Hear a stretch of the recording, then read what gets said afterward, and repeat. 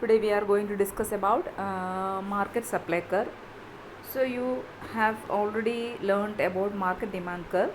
So you know that market demand curve is the horizontal summation of the individual demands of all the consumers in a market. Okay. Likewise, market supply curve is a horizontal summation of supply of a commodity by all the producers in a market. ഒരു മാർക്കറ്റിൽ എത്ര producers ഉണ്ടോ ആ മാർക്കറ്റിലെ എല്ലാ പ്രൊഡ്യൂസേഴ്സിൻ്റെയും കൂടെ supply കൂട്ടുമ്പോഴാണ് നമുക്ക് മാർക്കറ്റ് സപ്ലൈ കർവ് കിട്ടുന്നത്.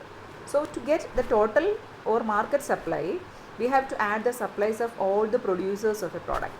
So we have to add the supply of a commodity which is done by all the producers of a product. So that is market supply.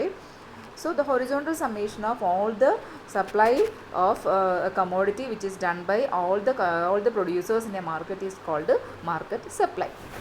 Suppose there are two producers of a commodity X in an area A and B. A and B are the two producers who are producing a commodity X. Both of them supply this commodity at the same point of time. So commodity is X and both the producers A and B supply the commodity X at the same point of time. ഒരേ സമയത്ത് തന്നെയാണ് ഇവർ രണ്ടാളും X എന്ന് പറയുന്ന commodity Aയും Bയും കൂടെ supply ചെയ്യുന്നത്. Here we assume that there is an assumption the minimum price at which B can offer a positive quantity is, that is rupees 1, is higher than required by A, that is 50 paise. Here we are making an assumption, that is the minimum price at which B can offer a positive quantity.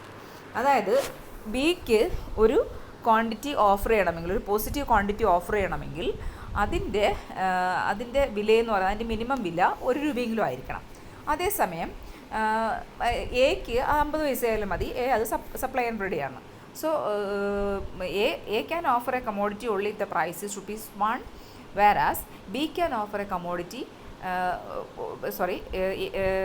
A can offer a commodity if the price is 50 paise, whereas B can offer a commodity only if the price is ₹1. Okay, see this table. So in this table we can see the price of the commodity in rupees per kilogram, and in the first column then producer A's supply is given in the second column, that is kilogram per month. Producer B's column supply is given in the third column, and the market supply kilogram per month is given in the fourth column. So by adding the second and third column we get the fourth column. So at price we can see that we can add the supplies of different producers for getting the market supply curve. So we are getting the market supply curve by simply adding the quantity supplied by each of the two producers. So at each price the two producers will supply a particular quantity.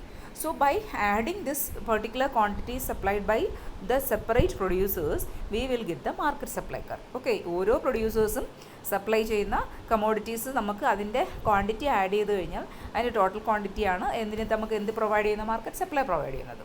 So when the market price of X is ₹1, so for example commodity X, in the case of commodity X, when the market price of a commodity X is ₹1, producer A offers 300 kilograms, that is positive quantity is offered by producer A, but producer B offers nothing. Producer B is offering nothing. Okay, producer B എന്ത് offer, sorry, market price is rupees 1.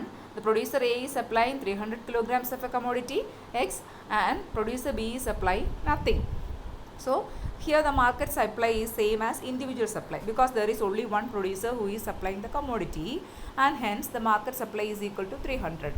That is 300 is supplied by producer A, and 0 is supplied by producer B, and hence 300 plus 0 is equal to 300, and that is the market supply curve.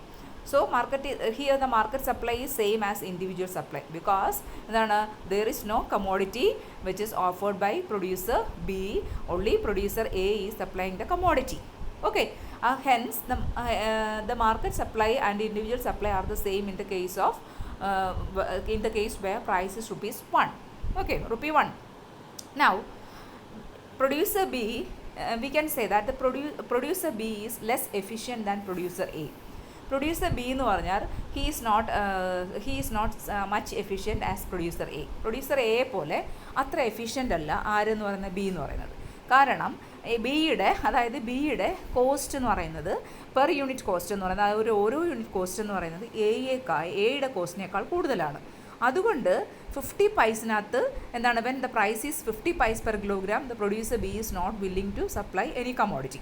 Okay, എഗ്സിൻ്റെ ഒരു കമോഡിറ്റിയും ₹50 ആയിരിക്കുമ്പോൾ supply ചെയ്യാൻ ആര് തയ്യാറാവുന്നില്ല? B തയ്യാറാവുന്നില്ല. Because B is less efficient and his cost is high. അദ്ദേഹത്തിൻ്റെ cost കൂടുതലായതുകൊണ്ട് 50 പൈസ ആയിരിക്കുമ്പോൾ he is not ready to supply any commodity of any unit of commodity X. Okay, now so when the price rises to 150 per kilogram, look, when the price is 150 per kilogram, producer A is offering 600 kilograms of that particular commodity, whereas the producer B is offering only 150 kilograms of that commodity. Okay, he is offering 150 kilograms. അതായത് rupees 150 ആയിട്ട് വില കൂടുമ്പോൾ producer A 600 kilograms offer ചെയ്യുന്നു, producer B 150 kilograms offer ചെയ്യുന്നു. So the total supply is 750. That is 600 plus 150 is equal to 750. Okay, 600 is supplied by producer A and 150 is supplied by producer B, and hence the total supply or the market supply is 750 kilograms. Okay, so at each price the market supply is the sum of the quantity supplied by A and B. അപ്പോൾ ഓരോ പ്രൈസിലും market supply എന്ന് പറഞ്ഞാൽ എന്താണ്? It is the sum of the quantity supplied by A and B. എയും ബിയും supply ചെയ്യുന്ന ക്വാണ്ടിറ്റീസിൻ്റെ some ആയിരിക്കും എന്തെന്ന് പറയുന്നത്? ഈ മാർക്കറ്റ് സപ്ലൈ എന്ന് പറയുന്ന ഓരോ പ്രൈസിലും. അപ്പോൾ അങ്ങനെ നമുക്ക് ഈ ഓരോ പ്രൈസിലെയും മാർക്കറ്റ് സപ്ലൈ നമുക്ക് ആഡ് ചെയ്തുകൊണ്ട് we can derive the market supply curve of 2 producers. അപ്പോൾ ഈ ഇൻഡിവിജ്വൽസിൻ്റെ ഓരോരുത്തരുടെയും സപ്ലൈ ആഡ് ചെയ്തുകൊണ്ട് we can derive the market supply curve. Okay, so we can plot the information which is contained in column 1 and 4 into a diagram. We can obtain the market supply. അതായത് ഒന്നാമത്തെ കോളത്തിലെ പ്രൈസും നാലാമത്തെ കോളത്തിലെ market supply, അതായത് രണ്ട് ഇൻഡിവിജ്വൽസിൻ്റെയും supply തമ്മിൽ കൂട്ടുമ്പോഴാണ് നമുക്ക് market supply കിട്ടുന്നത്. First കോളത്തിലെ പ്രൈസും എന്നിട്ട് ആ ഓരോ പ്രൈസിലും ഓരോ ഇൻഡിവിജ്വലും പ്രൊവൈഡ് ചെയ്യുന്ന സപ്ലൈയും കൂടെ എല്ലാം കൂടെ ആഡ് ചെയ്യുമ്പോൾ മാർക്കറ്റ് സപ്ലൈ കിട്ടും. അത് രണ്ടും കൂടെ പ്ലോട്ട് ചെയ്യുമ്പോൾ നമുക്ക് എന്ത് കിട്ടും? മാർക്കറ്റ് സപ്ലൈ കർവ് കിട്ടും. So when the market price is ₹2 per kilogram, the market supply is 1200 kilograms. അല്ലേ, 2 രൂപയാകുമ്പോൾ 1200 ഒരു മാർക്കറ്റിലെ മൊത്തം സപ്ലൈ. അപ്പോൾ അതെന്ന് പറഞ്ഞത് 900 കിലോഗ്രാം എയുടെ സപ്ലൈയും 300 കിലോഗ്രാം ബിയുടെ സപ്ലൈ രണ്ടും കൂടെ ചേരുമ്പോൾ എത്രയായി? 1200 ആയി. അപ്പോൾ അങ്ങനെ ഓരോ രീതിയിലും നമുക്ക് എന്ത് ചെയ്യാം? മാർക്കറ്റ് സപ്ലൈ ഓരോ പ്രൈസിലും നമുക്ക് ധാരാളം പോയിൻറ്റ്സ് കിട്ടും. ആ പോയിൻറ്റ്സിനെയൊക്കെ the locus of all points is the market supply curve SA+B. അപ്പോൾ ഈ പോയിൻറ്റ്സ് എല്ലാം കൂടെ നമുക്ക് ജോയിൻ ചെയ്ത് കഴിഞ്ഞാൽ we will get the market supply curve, that is SA+B. SA+B എന്ന് പറഞ്ഞാൽ supply of producer A and producer B.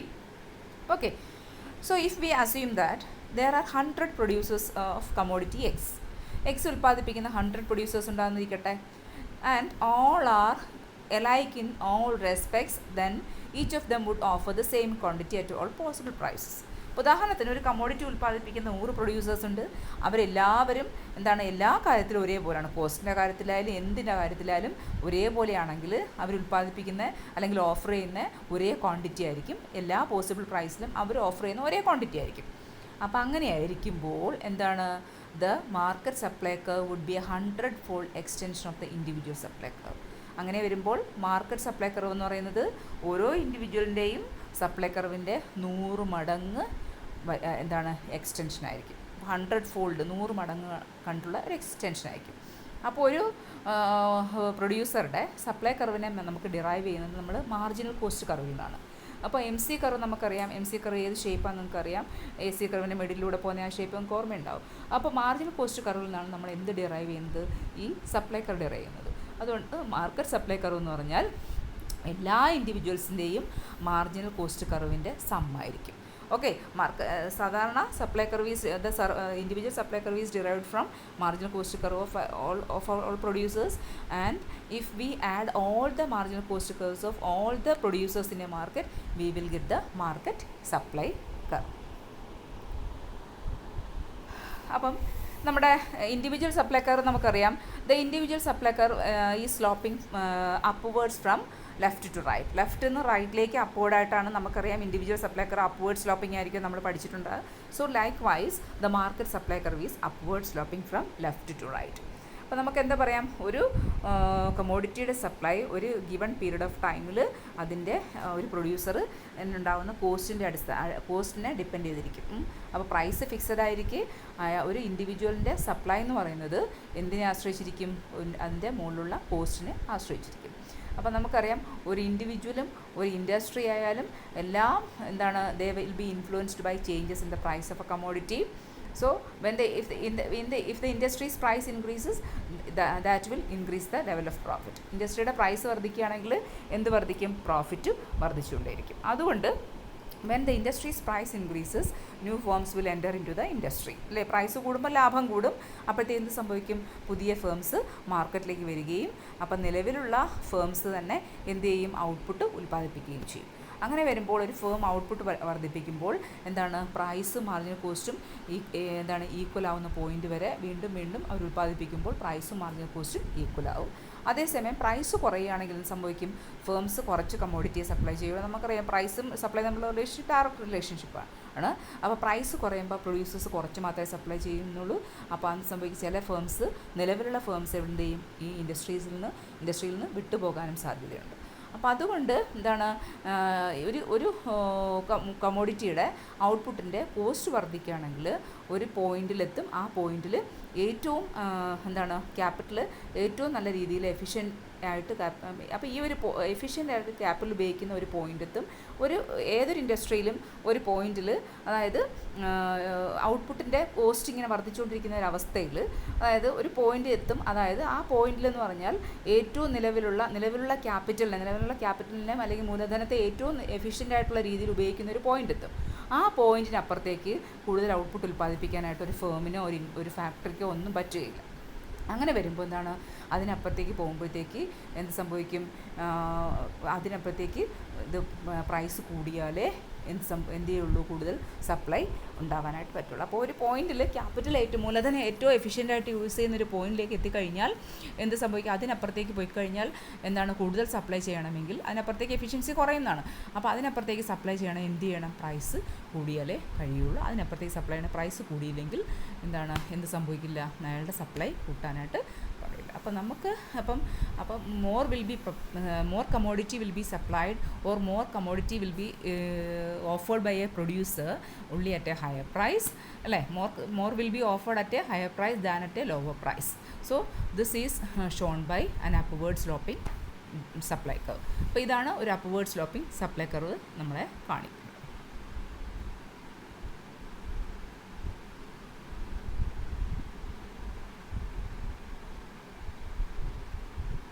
Sorry.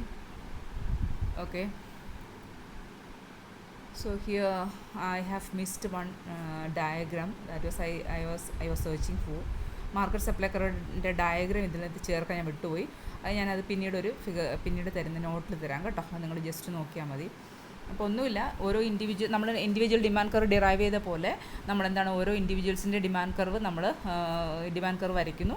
അതുപോലെ ഏതൊക്കെ പ്ലോട്ട് ചെയ്ത് ഫസ്റ്റ് പ്രൈസും ലാസ്റ്റ് കോളത്തിൽ ടോട്ടൽ സപ്ലൈ കൂടെ പ്ലോട്ട് ചെയ്തിട്ട് പോയിൻറ്റ്സിനെ തമ്മിൽ ജോയിൻ ചെയ്യുമ്പോൾ നമുക്ക് മാർക്കറ്റ് സപ്ലൈ കർവ് ഞാൻ നോട്ടിൽ തരാം കേട്ടോ.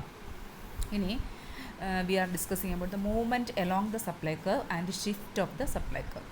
നമുക്കറിയാം ഒരു കമോഡിറ്റിയുടെ സപ്ലൈ എന്ന് വെച്ചാൽ എന്താണ്, supply curve shows the relationship between price of a commodity and quantity supplied of a commodity. Other factors are assume to be remaining constant. മറ്റ് ഫാക്ടേഴ്സിനെ നമ്മൾ കോൺസ്റ്റൻ്റ് ആയിട്ട് നിലനിൽക്കാനായിട്ട് നമ്മൾ സങ്കല്പിക്കുന്നത്, അല്ലേ? പ്രൈസ് ഓഫ് ദ കമോഡിറ്റി മാത്രമാണ് നമ്മളവിടെ പരിഗണിക്കുന്നത്. ലോ ഓഫ് സപ്ലൈ പറയാം, മറ്റ് ഫാക്ടേഴ്സായ ടെക്നോളജിയിൽ ചേഞ്ചസ്, ഗോൾസ് ഓഫ് ദ ഫേമിലുള്ള മാറ്റം, അപ്പോൾ അതൊക്കെ എന്ന് പറയുന്നത് നമ്മൾ കോൺസ്റ്റൻ്റ് ആയിട്ട് നമ്മൾ സങ്കല്പിക്കുകയാണ്.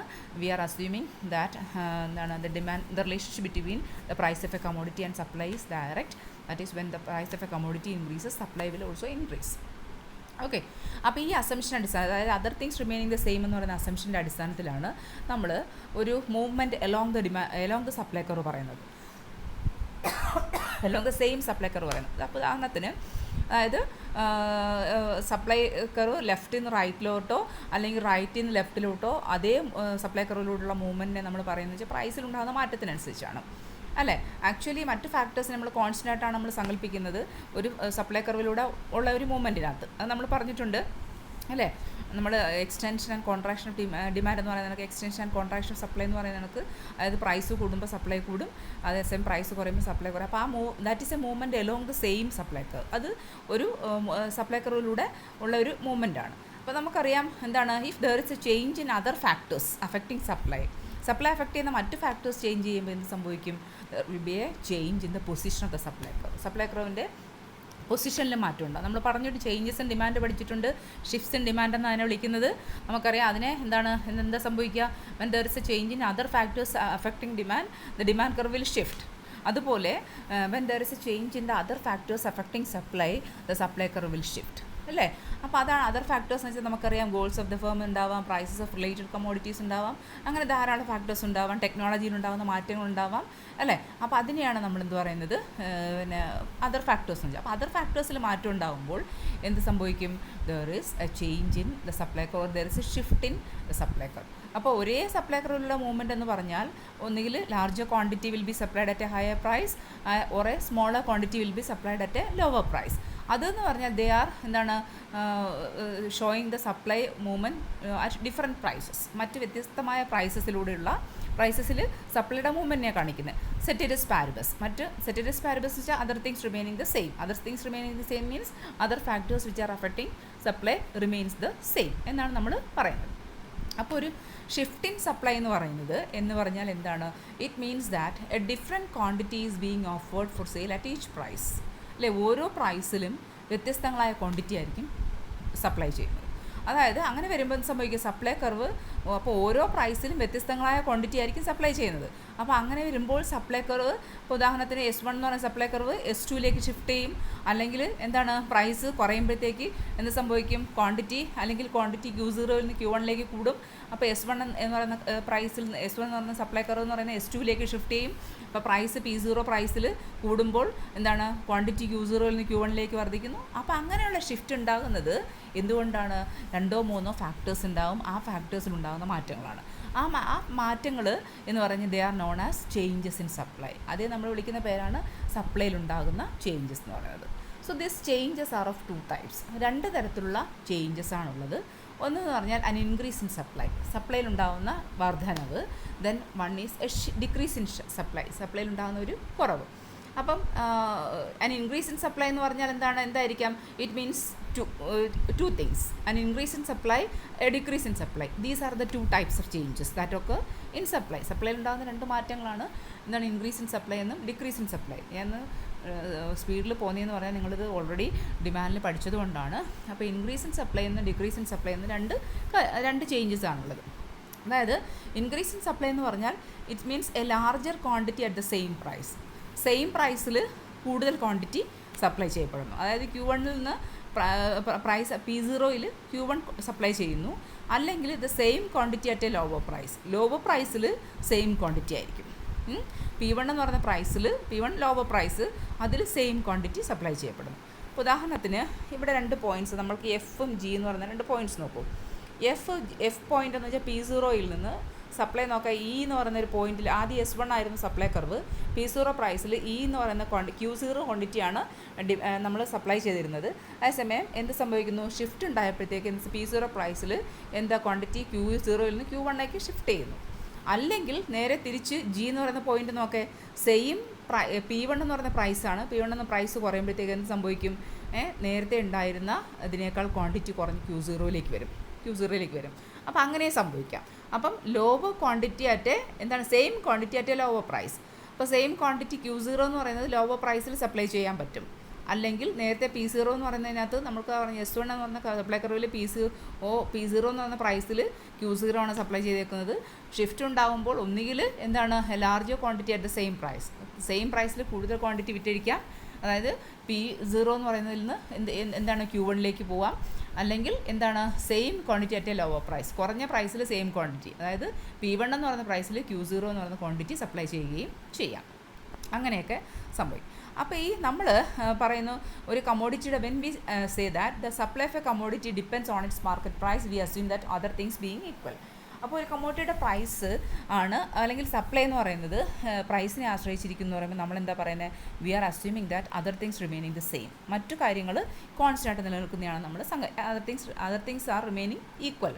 അപ്പോൾ അതർ തിങ്സ് എന്ന് പറയുമ്പോൾ എന്തൊക്കെയാണ് നമുക്കറിയാം, they are the price of the commodities, price of all other commodities, the price of factors of production, changes in the techniques of production, ഇതൊക്കെയാണ് അതർ തിങ്സ് എന്ന് പറയുന്നത്. So when a person talks about an increase or decrease in supply, we mean that there has been a changes in these other things which affect the supply. അപ്പം price മറ്റു കമ്മോഡിറ്റീസിൻ്റെ വില അല്ലെങ്കിൽ മറ്റു ഫാക്ടേഴ്സിൻ്റെ വില അങ്ങനെയുള്ള മറ്റു ഘടകങ്ങളിൽ ചേഞ്ച് ഉണ്ടാകുമ്പോഴാണ് നമുക്ക് എന്ത് പറയുക, ഇൻക്രീസ് അല്ലെങ്കിൽ ഡിക്രീസ് ഇൻ സപ്ലൈ ഉണ്ടാകുന്നതെന്ന് പറയാം. അപ്പോൾ increase and decrease in supply occurs when there is a change in the other factors affecting supply. Supply affect ചെയ്യുന്ന മറ്റ് ഫാക്ടേഴ്സിൽ ചേഞ്ച് ഉണ്ടാകുമ്പോഴാണ് increase and decrease in supply ഉണ്ടാകുന്നത്. ഓക്കെ, അപ്പോൾ ഇതിന് ഞാൻ ചേർക്കാൻ വിട്ടുപോയ ഒരു സ്ലൈഡിനകത്ത് നിന്ന് വിട്ടുപോയതാണ്, എങ്ങനെ മിസ്സായതാണ്. ഞാൻ ആദ്യം റെഡിയാക്കിയപ്പോൾ ഉണ്ടായിരുന്നു, എങ്ങനെ എന്തോ എഡിറ്റ് ചെയ്ത് മിസ്സായതായിരിക്കും. അപ്പോൾ ആ ഫിഗർ ഞാൻ പിന്നീട് നോട്ടിനകത്ത് ചേർത്ത് തരാം. അതൊന്നുമില്ല, മാർക്കറ്റ് സപ്ലൈ കർവാണ്. നിങ്ങൾ മാർക്കറ്റ് ഡിമാൻഡ് കർവ് ഡിറൈവ് ചെയ്യുന്ന പഠിച്ചിട്ടുണ്ട്, അതേപോലെ തന്നെ മാർക്കറ്റ് സപ്ലൈയുടെ ഒരു ഡെറിവേഷനാണ് കാണിക്കുന്നത്. അപ്പോൾ ആ ഫിഗറോട് ചേർത്ത് ഞാൻ നോട്ട് തരാം. നോട്ട് വായിക്കുമ്പോൾ എന്തെങ്കിലും സംശയം ഉണ്ടെങ്കിൽ ചോദിച്ചോളൂ. അപ്പോൾ ഇത് കേൾക്കുക, കേട്ടിട്ട് എന്തെങ്കിലും സംശയങ്ങളുണ്ടെങ്കിൽ ചോദിക്കാം. ഓക്കെ.